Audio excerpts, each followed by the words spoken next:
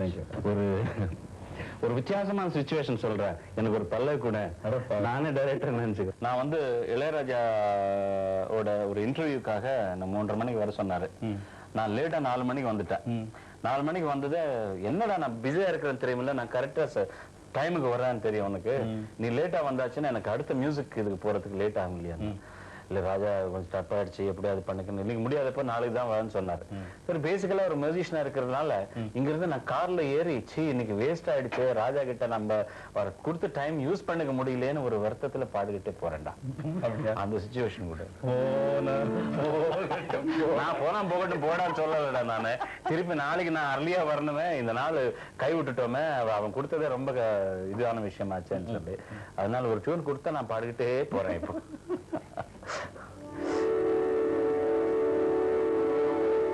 எல்லாம் ரொம்ப கஷ்டமான நீயே கேட்ட இல்ல, உனக்கு என்ன கஷ்டம்?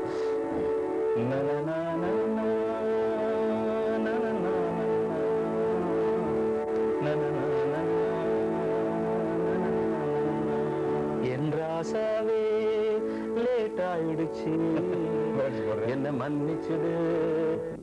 இதன் இசையை ஹங்கேரியில் புதாபெஸ்டில் ஐரோப்பிய இசையை சேர்த்து விடலாம் என்று நான் ஆசைப்பட அதை நிறைவேற்றி காட்டினார் திரு இளையராஜா அவர்கள்.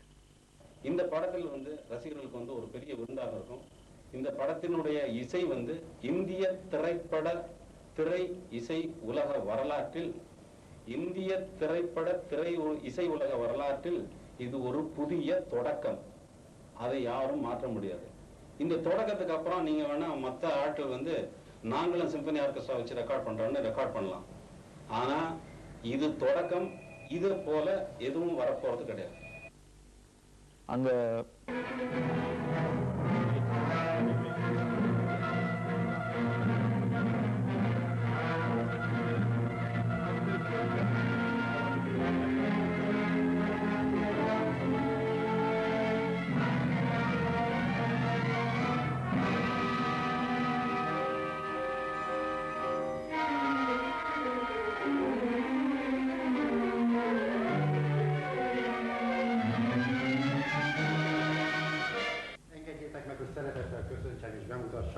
a zeneszerzőnket, kedves indiai vendégünket, Mr.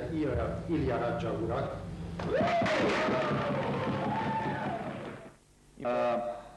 Excuse me? Surround sound Hungary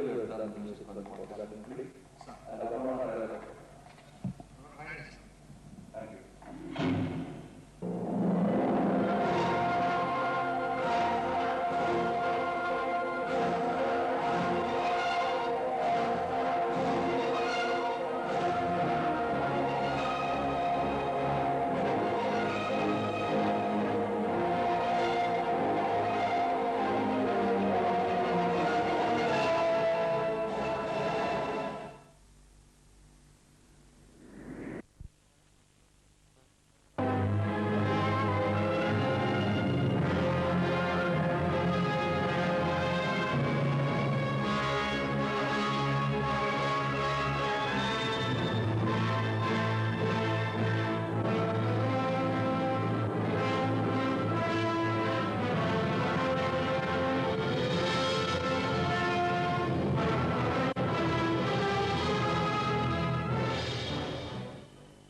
ஆனால் இந்த படத்துக்கு வந்து முதல்ல ஒரு மியூசிக் டைரக்டர் போட்டிருந்தாங்க, எல் சுப்பிரமணியம் அவரை போட்டிருந்தாங்க. இப்போ வந்து நீங்கள் இந்த படத்துக்கு பண்ணுறீங்க.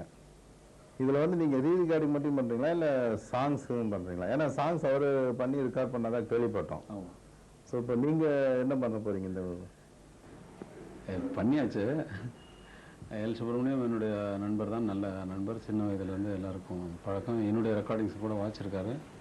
என்னை வந்து கேட்ட பொழுது நான் இன்னொருவர் முதல்ல என்ன பேக்ரவுண்ட் ஸ்கோருக்காக தான் கமல் சார் வந்து கேட்டார். நான் வந்து ஒரு பண்ணிய படத்தை வந்து நான் பண்ணுவதில்லை என்ற கொள்கையில் இருக்கிறேன் அப்படின்னு சொன்னேன். அப்புறமா ஒரு 2-3 நாள் கழித்து வந்து நீங்களே எல்லாத்தையும் பண்ணி கொடுத்துருங்க அப்படின்னு சொல்லி கேட்டார். நான் வந்து மறுபடி ஷூட் பண்ணுறேன் தேவையாக இருந்ததுன்னா அப்படின்னு சொல்லி சொன்னார். நான் சாங் பண்ணி கொடுக்குற பட்சத்தில் நீங்கள் என்ன பிக்சரைஸ் பண்ணியிருக்கீங்களோ அதுக்கே நான் சாங் பண்ணி கொடுக்குறேன், ஒரு ஷாட் கூட நீங்கள் திருப்பி எடுக்கக்கூடாது அவர் போட்ட சாங்குக்கு இவங்க பிக்சரைஸ் பண்ணியிருக்காங்க.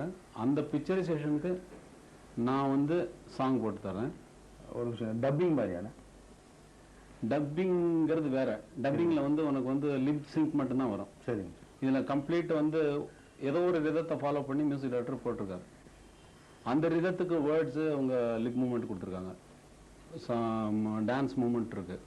அதுக்கப்புறம் ஜென்ரல் ஷார்ட்ஸ் உனக்கு சாங் பிக்சரைசேஷன் எப்படி வரும்னு தெரியும். அந்த மாதிரி பிக்சரைஸ் பண்ண சாங்குக்கு நான் வந்து வேற பண்றேன். இது டப்பிங் மாதிரி வராது. மியூசிக்கே வேற, என்னுடைய சாங்கு அவங்களுடைய வேர்ட்ஸ் தான். அவர் என்ன டியூனுக்கு என்ன வேர்ட்ஸுக்கு கம்போஸ் பண்ணாரோ அதே வேர்ட்ஸுக்கு என்னுடைய டியூனு வந்து நான் வந்து ஆல்டர்னேட்டிவ் 2-3 நிறைய ஆல்டர்னேட்டிவ்ஸ் எல்லாம் கொடுத்தேன்.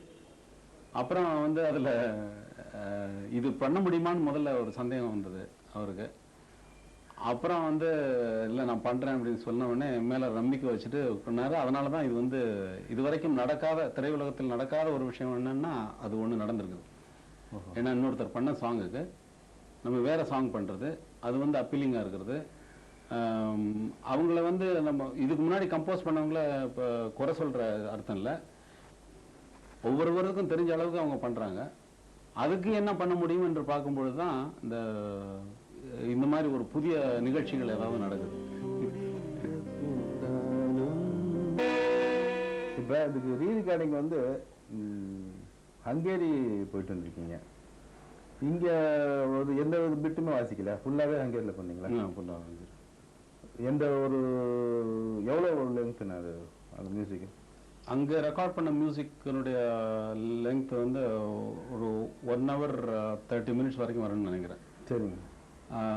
இங்கே வந்து நாங்கள் ரெக்கார்ட் பண்ணது வந்து இந்தியன் இன்ஸ்ட்ருமெண்ட்ஸ் மட்டும் சில இடங்களில் எனக்கு தேவையான இடங்களில் வந்து நான் யூஸ் பண்ணியிருக்கிறேன். இப்போ இன்னொன்று இங்கே இல்லாமல் எதுக்குண்ணே ஹங்கேரி பண்ணி? ஹங்கேரியில் என்ன ஒரு ஹங்கேரியில் இதுக்கு வந்து ஒரு சிம்பனி ஆர்கெஸ்ட்ரா யூஸ் பண்ணலான்னு சொல்லி கமல் பிரியப்பட்டார். ஏற்கனவே இப்போ நான் சிம்பனி எல்லாம் பண்ணியிருக்கிறதுனால வந்து எனக்கு ரொம்ப உற்சாகமான விஷயமா இருந்தது. ஏன்னா அதுவும் வெளியே வராத நேரத்தில் இந்த மாதிரி இப்போ நம்ம ரசிகர்கள் ரொம்ப ஏக்கமாக இருக்காங்க. அந்த நேரத்தில் வந்து சிம்பனி ஆர்கெஸ்ட்ராவுக்கு நம்ம எழுதணும்னா நல்லா இருக்கும் அப்படிங்கிறது எனக்கு என்னுடைய ஒரு உற்சாகமான விஷயமா இருந்தது. ஆனால் அதுக்கு வந்து நான் பிகினிங்கில் அவர் சொன்னப்போ நான் வந்து பெருசாக ரியாக்ட் பண்ணல. காரணம் என்னன்னு சொன்னால் இது நடக்கலாம் நடக்காமல் போகலாம். ஆரம்பத்தில் டைரக்டர்ஸ் எல்லாம் கதை சொல்லுவாங்க, சார் இது எடுக்கும்பொழுது சிம்லாவில் இந்த மாதிரி எடுக்க போகிறேன் சார் அப்படின்னு சொல்லி உனக்கு தெரியும். கடைசியில் எடுக்க பார்த்தா அங்கே விஜயா கார்டன்ஸில் ஷூட்டிங் நடந்துட்டு இருக்கு. அங்கே ஏவிஎம் கார்டன்லையோ அல்லது விஜிபிலையோ அங்கேயோ நடக்கும். அதுபோல் அது அந்த மாதிரி ஒரு பேச்சாக தான் இருக்குன்னு நினச்சேன். ஆனால் வந்து கமல் சார் வந்து ரொம்ப அவருக்கு அந்த வேல்யூ தெரியுது. வேல்யூனா அவர் ஒரு நடிகராக இருக்கிறதுனால எந்த எக்ஸ்பிரஷனை எப்பத்தில் அப்படி இருக்கும். அது வந்து ரொம்ப நீயும் டைரக்ட் பண்ணியிருக்கேன், படம் ஒர்க் பண்ணியிருக்கேன், எல்லாரோடையும் ஒர்க் பண்ணியிருக்கேன். மற்றவங்களை குறைச்சி மதிப்பிடுறேன்னு அர்த்தம் இல்லை, மற்றவங்களுக்கு அது தேவையில்லாமல் இருந்தது. ஆனால் இவர் வந்து அதை வந்து தேவையாக ஆக்கிக்கிட்டு இது வந்து ரொம்ப அத்தியாவசியமானதுங்கிறதுல வந்து ரொம்ப தீர்மானமாக இருக்காரு. இவரும் வெறும் ஒன்லைன் ஆர்டர் மட்டும் வச்சுட்டு ஷூட்டிங் போகலாம். ஆனால் அது இல்லை, பக்கா பிளான்டு. அந்த camera angles, artist moment, everything is fixed. அது அந்த மாதிரி ஸ்கிரிப்டை வந்து தயார் பண்ணுறதுக்குங்கிறதுக்கே டைம் எவ்வளோ செலவாகுங்கிறது எனக்கு தெரியும். ஏன்னா நான் மியூசிக் நோட்டேஷன்ஸ் எழுதுறது போல அது ஒவ்வொரு இன்ஸ்ட்ருமெண்ட்டுக்கு எவ்வளோ ஃபாஸ்ட்டாக ஒரு ப்ரைஸை நினைச்சாலும் ஒரு நோட்டாக தான் எழுதி ஆகணும்.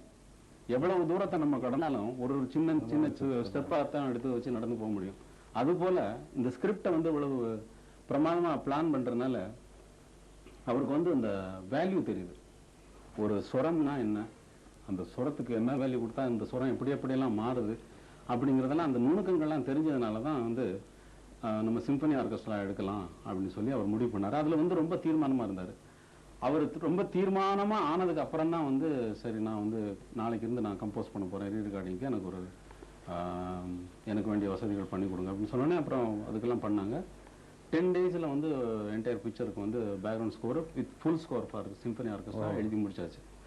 அதை காப்பி பண்ணுறதுல ப்ராப்ளம்ஸ் வந்தது என்னென்னா, ஃபஸ்ட் டைம் வந்து கம்ப்யூட்டரில் ஃபீட் பண்ணி ஒவ்வொரு இன்ஸ்ட்ருமெண்ட்டுக்கும் பிரிண்ட் அவுட் எடுக்கிறதுனால ஒரு 1 month 2 months 1.5 months ஆயிடுச்சு. அது ஒரு ரீலுக்கு எழுதின மியூசிக்கை 7 days ஆச்சு அவங்க ப்ரோக்ராம் பண்ணி பிரிண்ட் அவுட் எடுத்து நான் ஃபுல் ஸ்கோரே பார்க்க முடியல.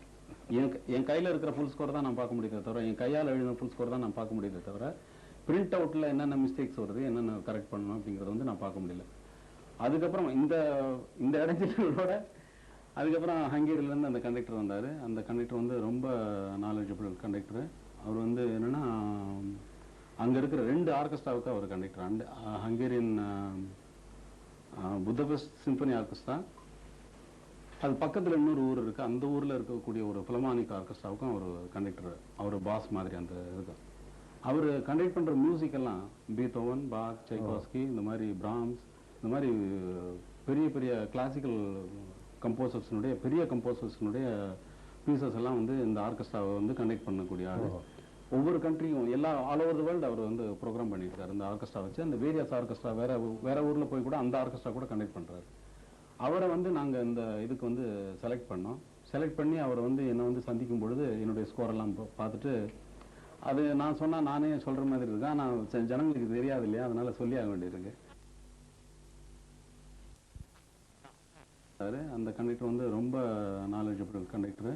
அவர் வந்து என்னென்னா அங்கே இருக்கிற 2 ஆர்கெஸ்ட்ராவுக்கு அவர் conductor. And Hungarian Budapest symphony orchestra, அது பக்கத்தில் இன்னொரு ஊர் இருக்குது, அந்த ஊரில் இருக்கக்கூடிய ஒரு ஃபிலமானிக் ஆர்கெஸ்ட்ராவுக்கும் அவர் கண்டக்டர். அவர் பாஸ் மாதிரி அந்த இதுக்கு அவர் கண்டக்ட் பண்ணுற மியூசிக்கெல்லாம் பீத்தோவன், பாக், சைகாஸ்கி, இந்த மாதிரி பிராம்ஸ், இந்த மாதிரி பெரிய பெரிய கிளாசிக்கல் கம்போசர்ஸினுடைய பெரிய கம்போசர்ஸினுடைய பீசஸ் எல்லாம் வந்து இந்த ஆர்கெஸ்ட்ராவை வந்து கண்டக்ட் பண்ணக்கூடிய ஆள். ஒவ்வொரு கண்ட்ரியும் ஆல் ஓவர் த வேர்ல்டு அவர் வந்து ப்ரோக்ராம் பண்ணியிருக்காரு இந்த ஆர்கெஸ்ட்ரா வச்சு. அந்த வேரியஸ் ஆர்கெஸ்ட்ரா வேற ஊரில் போய் கூட அந்த ஆர்கெஸ்ட்ரா கூட கண்டக்ட் பண்ணுறாரு. அவரை வந்து நாங்கள் இந்த இதுக்கு வந்து செலக்ட் பண்ணோம். செலக்ட் பண்ணி அவரை வந்து என்னை வந்து சந்திக்கும் பொழுது என்னுடைய ஸ்கோரெல்லாம் பார்த்துட்டு, அது நான் சொன்னால் நானே சொல்கிற மாதிரி இருக்கேன், ஆனால் ஜனங்களுக்கு தெரியாது இல்லையா, அதனால் சொல்லி ஆக வேண்டியிருக்கு. நான் இவ்வளோ பெரிய ஸ்கோர்லேயும் வந்து மிஸ்டேக்ஸ் வந்து கண்டுபிடிச்சேன்னா ரொம்ப ஃபாஸ்ட்டாக கண்டுபிடிச்சிடுவேன். ஆனால் ரொம்ப ஆச்சரியம் என்னென்னா உங்கள் ஸ்கோரில் வந்து வெரி சின்ன மைனர் மிஸ்டேக்ஸ் தான் இருக்கே தவிர நான் திருத்துற மாதிரி ஒன்றுமே இல்லை அப்படின்னு சொல்லி சொன்னார். அவர் திருத்த வேண்டிய அவசியம் இல்லை. திருத்த வேண்டிய அவசியம்னா திருத்துறதுன்னா ஒரு பெரிய வாசிக்கிறதுக்கு அது இப்போ ஃபாஸ்ட் ரைட்டிங்னால அந்த மார்க் பண்ணாமல் நான் போயிருப்பேன். அந்த மாதிரி மிஸ்டேக் இல்லை சின்னக்கா மாதிரி தெரியுது உங்களுக்கு, சரியா இருக்கா பாருங்க அப்படின்னு சொல்லுவார். அப்புறம் நான் கரெக்ட் பண்ணுவேன். அப்புறம் அவர் இருக்கும் பொழுதே வந்து அங்கே ஒரு பீஸ் கம்போஸ் பண்ணி காட்டினேன். அவர் கம்ப்யூட்டரில் ஃபீட் பண்ண போயிட்டார். நான் எழுதி முடிச்சோடனே கொஞ்சம் 2-3 பீஸ் அவரும் கம்ப்யூட்டரில் ப்ரோக்ராம் பண்ணுறதுக்காக போனார். போகும்பொழுது இந்த கேப்பில் வந்து நான் இந்த பீஸ் ஒன்று கம்போஸ் பண்ணாமல் இருக்கு, நான் கம்போஸ் பண்ணுறேன்னு சொல்லிட்டு ஒரு பீஸ் அங்கே இருந்தது.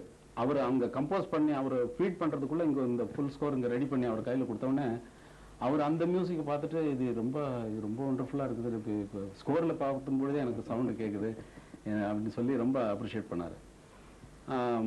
அப்புறம் வந்து அந்த இது சில இந்த எழுதும் போது நான் வந்து கற்றுக்கிட்ட சமாச்சாரங்கள், எழுதும்போது என்னுடைய மியூசிக்கில் என்னுடைய ரைட்டிங்ஸில் எழுதும்போது நான் கற்றுக்கொண்ட விஷயங்கள் வந்து ஒரு 10 வருடத்தில் கற்றுக்கொள்ள வேண்டிய விஷயங்கள் என்னுடைய ரைட்டிங்கில் எனக்கு வந்து விளங்குச்சு. இசை நுணுக்கங்கள் அது வந்து இன்னொருத்தருக்கு வந்து நான் விளக்குறதா இருந்தால் ஒரு 10 வருஷம் வந்து அவன் வந்து ட்ரைனிங் எடுக்கணும்.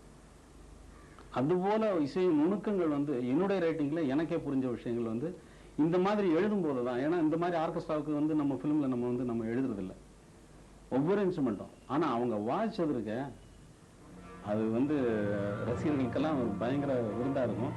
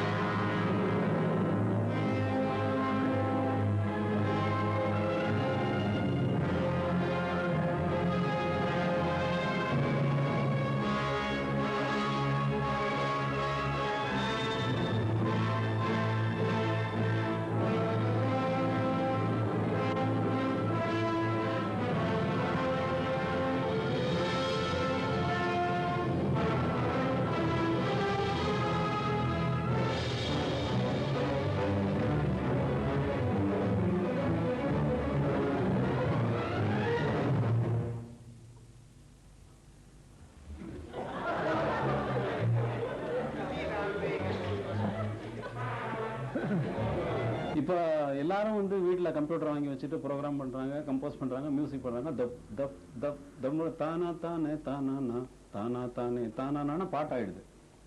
இது வந்து நர்சரி ரைம்ஸ் மாதிரி. நம்ம பள்ளிக்கூடத்துக்கு போகும்போது ஆ ஆ இன்னு நம்ம சின்ன குழந்தையா இருக்கும்போது சொல்லும்போது ரொம்ப உற்சாகமா இருக்கு. ஆனா வளர்ந்த பின்னாடி இந்த ஆ ஆ இ நம்ம சொல்லிட்டு இருக்கோமா, அது போல இருக்கு மியூசிக்ல. அந்த கம்போசர் என்ன சொன்னார்னா, இன்னைக்கு இருக்கிற மாடர்ன் மியூசிக் வந்து என்ன சொன்னார்னா, இது கம்பேர் பண்றேன்னு நினைக்காதீங்க, தப்பு சொல்றேன்னு நினைக்காதீங்க. என்ன ஒரு கலைன்னா என்ன, ஒரு ஆர்ட்னா என்னங்கிறது அந்த சீரியஸ்னஸ், மியூசிக் சீரியஸ்னஸ் ரொம்ப ரொம்ப சீரியஸான விஷயம். ஆனா அதை சீரியஸா பண்ணக்கூடாது, விளையாடுதனமா பண்ணணும். ஆனா விளையாட்டு வந்து ஆ ஆ இ மாதிரி இருக்கக்கூடாது. இந்த பாப் மியூசிக் என்ன சொல்றாரு அவர், பிளாஸ்டிக் மியூசிக்னு சொல்றாரு. என்ன வேர்டு பாரு, பிளாஸ்டிக் மியூசிக். அது அவ்வளவுதான், அதனுடைய யூஸ் அவ்வளவுதான். ஆனா அவங்க நான் கொடுத்த மியூசிக், நான் வேற நாட்டு கம்போசர், நான் வேற ஒரு நாடு. அந்த ஸ்கோர் அங்க முன்னாடி இருக்குது, அவங்க முன்னாடி எல்லா மியூசிஷியன்ஸ் முன்னாடியும் அவங்க பார்ட் வைக்கப்பட்டிருக்குது. அட்டென்ஷன் வந்து அவங்களுக்கு வந்து அப்படி இருக்கு. ஒருத்தர் கூட முன்னாடி வந்து அவர் கொடுக்கறதுக்கு முன்னாடி நம்ம ப்ராக்டிஸ் பண்ணலான்னு பண்ணல, வெயிட் பண்ணிட்டு இருக்காங்க சைனுக்காக. அவர் வந்த உடனே சைலண்ட் ஆகுது. அப்புறம் கை காட்டுறாரு. வாய்ஸா வந்து கடைசி டேக்ல என்ன ரிசல்ட் வருமோ அது ஃபர்ஸ்ட் ரிஹர்சல்லே இருக்குது. ஒரு சின்ன ஃபியூ மிஸ்டேக்ஸ் தான் இருந்தது, அது வந்து நான் வந்து அப்புறம் டேக்கு போகும்பொழுது கரெக்ட் பண்ணியாச்சு. இப்படி ஒவ்வொரு பீஸும். ஆனா each and every note is my note. எத்தனை பேர் வாசிச்சாங்க? ஒரு 200 பேர் 300 பேர் இருப்பாங்களா? இல்ல, ஒரு ஸ்மால் ஆர்கெஸ்ட்ராவுக்கு ஒரு நம்பர் இருக்குது, மீடியம் சிம்பனி ஆர்கெஸ்ட்ராவுக்கு ஒரு குறிப்பிட்ட அளவுக்கு இருக்காங்க. நான் லார்ஜ் சிம்பனி ஆர்கெஸ்ட்ரா நாங்க யூஸ் பண்ணது இருக்கிறதுலே பெரிய ஆர்கெஸ்ட்ரா. அதுல வந்து 90 பேர் இருக்காங்க.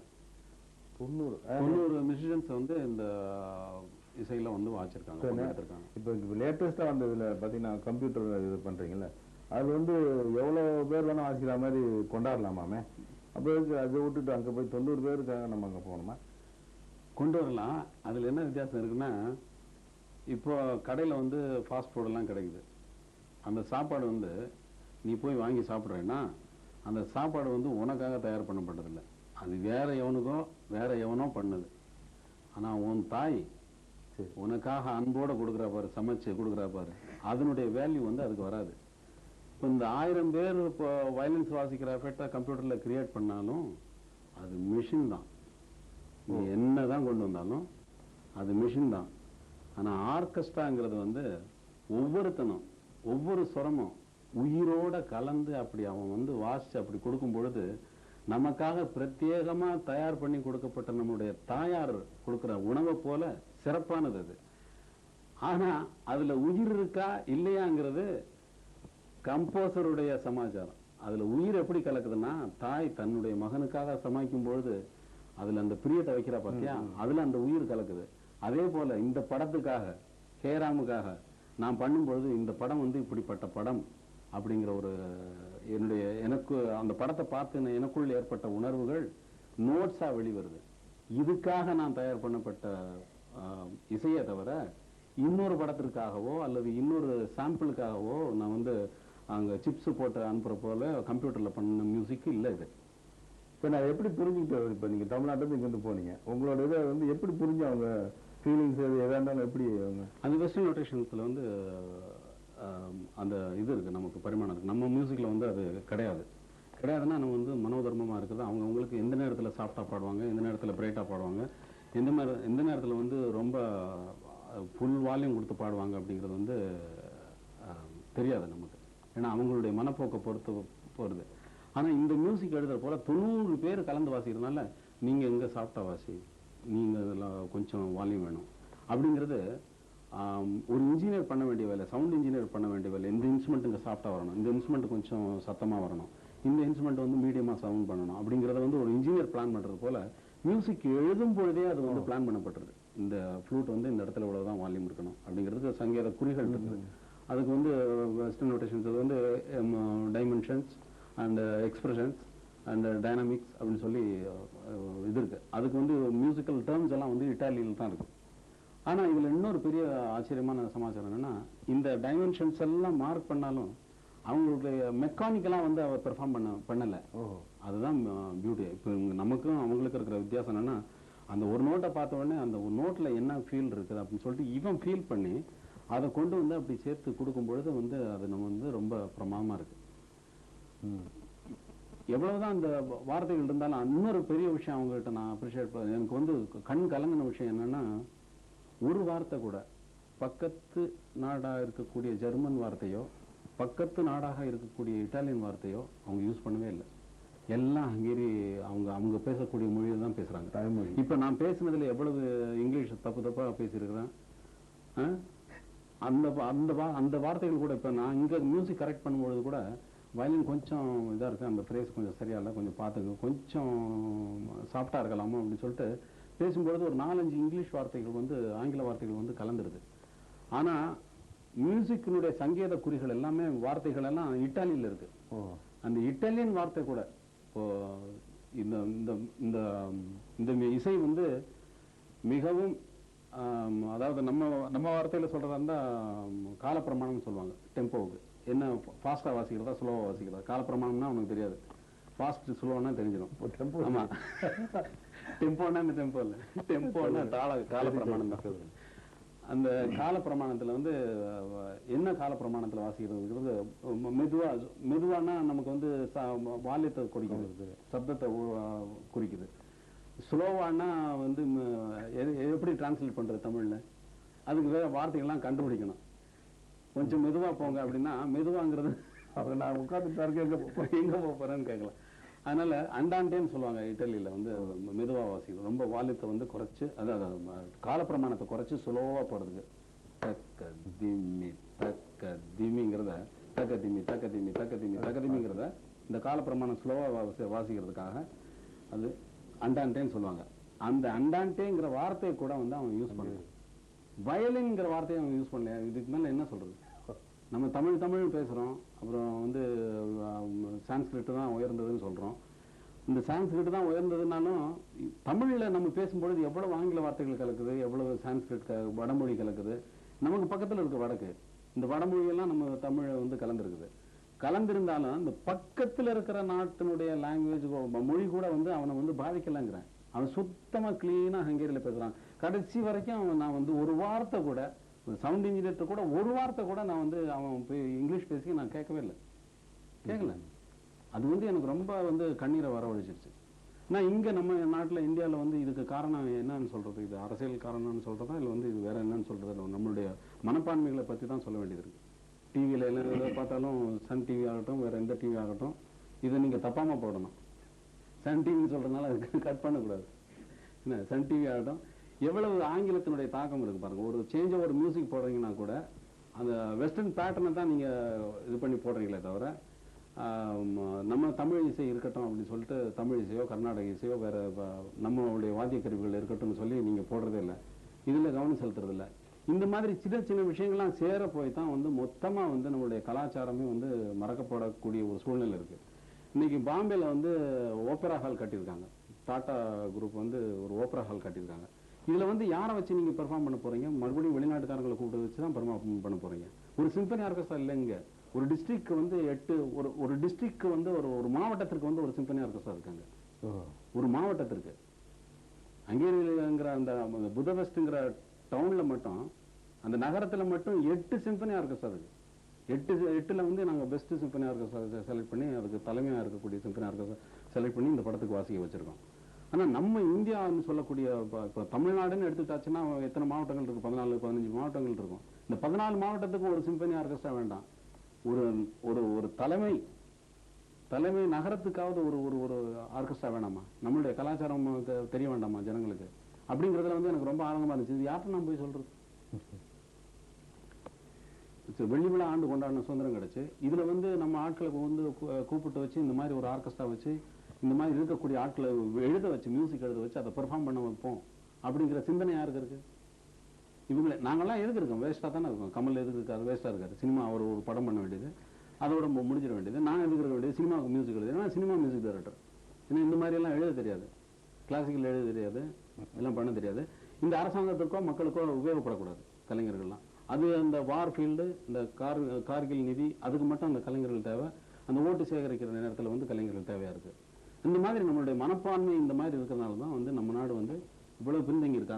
எனக்கு பார்த்து அங்கே ஆச்சரியப்படுறாங்க, இந்த மியூசிக்கை பார்த்து ரொம்ப ஆச்சரியப்படுறாங்க. அந்த கண்டக்டர் சொல்லிட்டு போனது, you are a very special composer அப்படின்னு சொன்னேன். இங்கே இருக்கிற மியூசிக்கை நான் போட்டு காட்டினேன். போட்டு காட்டும் பொழுது இது நான் சொல்ல வேண்டியதுக்கு நான் ரொம்ப வெட்கப்படுறேன். நான் ரொம்ப கூச்சமாக இருக்குது, உடம்பெல்லாம் கூசுது. You are a very special composer அப்படின்னு சொல்கிறது வந்து உடம்பு கூசுது எனக்கு. அதுவும் இந்த நாட்டுக்கு உபயோகப்படாமல் நம்ம வேஸ்டாக இருக்கமோ, இல்லை சுமையான வாழ்ந்துட புரிகுவையோ அப்படின்னு பாரதி வந்து பராசக்தியை பார்த்து பாடினானே, அந்த மாதிரி தான் வந்து நானோ கமலோ வந்து கஷ்டப்பட வேண்டியிருக்கு. Engedjétek meg, hogy szeretettel köszöntsem és bemutassam a zeneszerzőnket, kedves indiai vendégünket, Mr. Ilya Raja urat.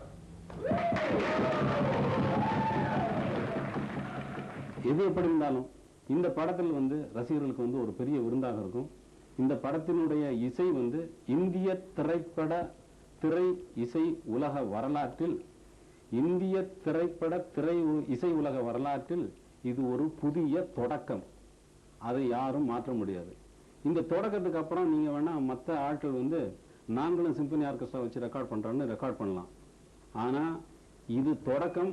இதை போல எதுவும் வரப்போறது கிடையாது.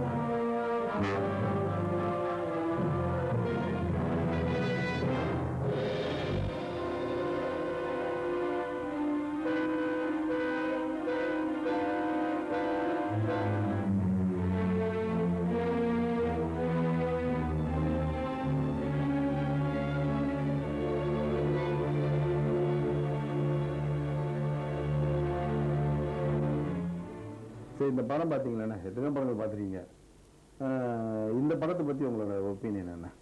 இதில் வந்து கமல் சார் வந்து பிகினிங்கில் என்ன பண்ணியிருக்காருன்னா, இது ஒரு அவர் அனௌன்ஸ் பண்ணியிருக்கிறதே வந்து an experiment with the truth அப்படின்னு சொல்லியிருக்காரு.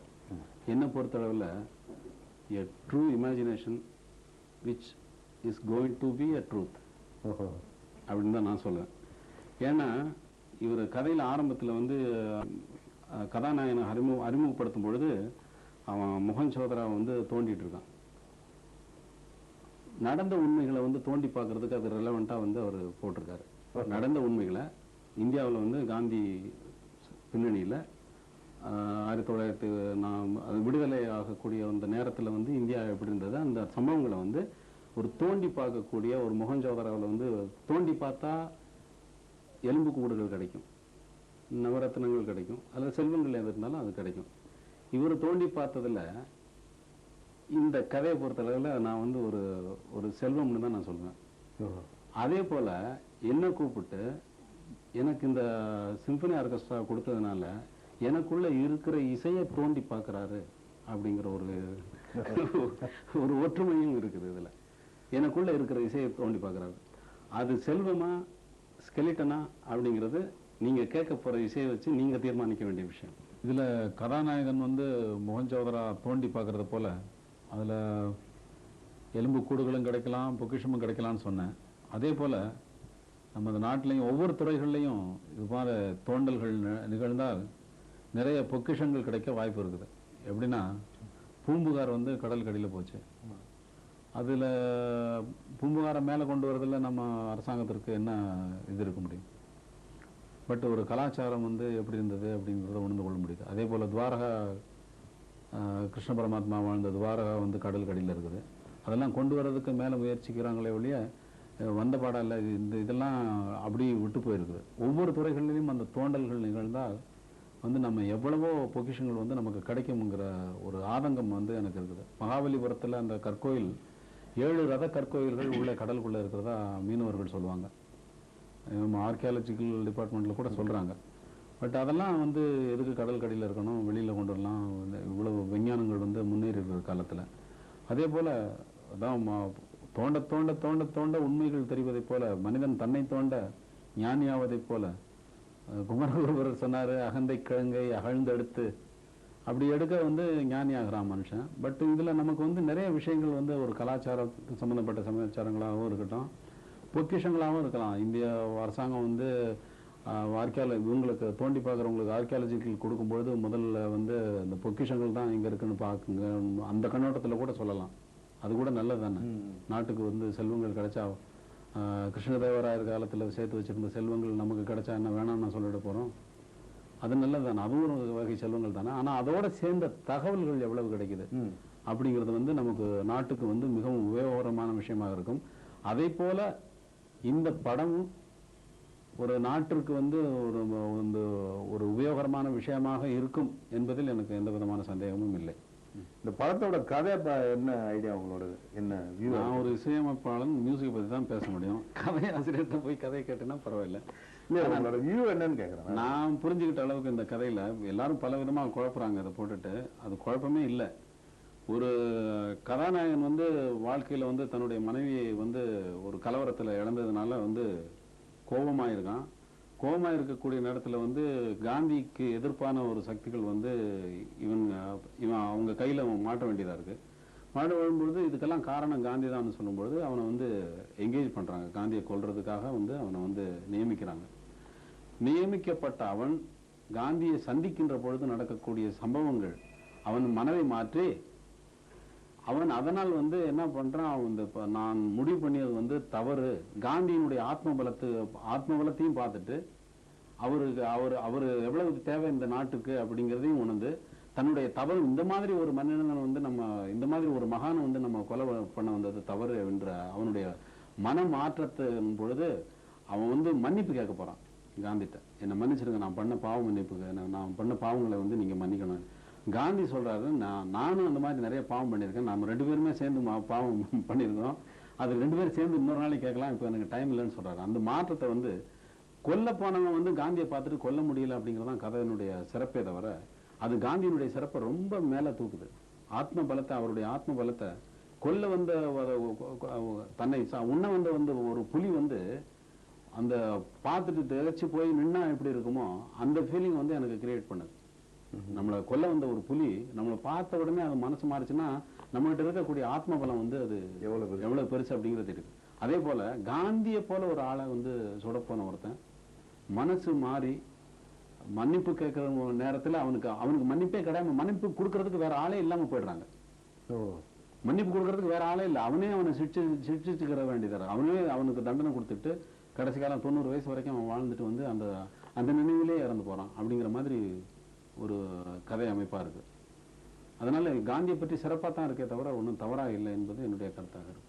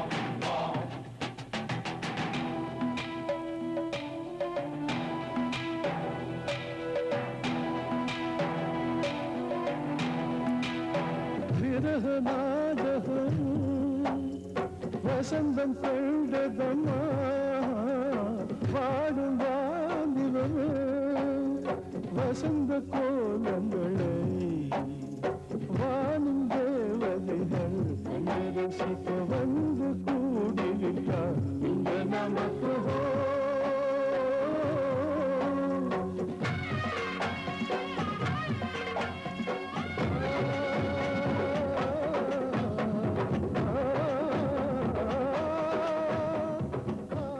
நமக்கு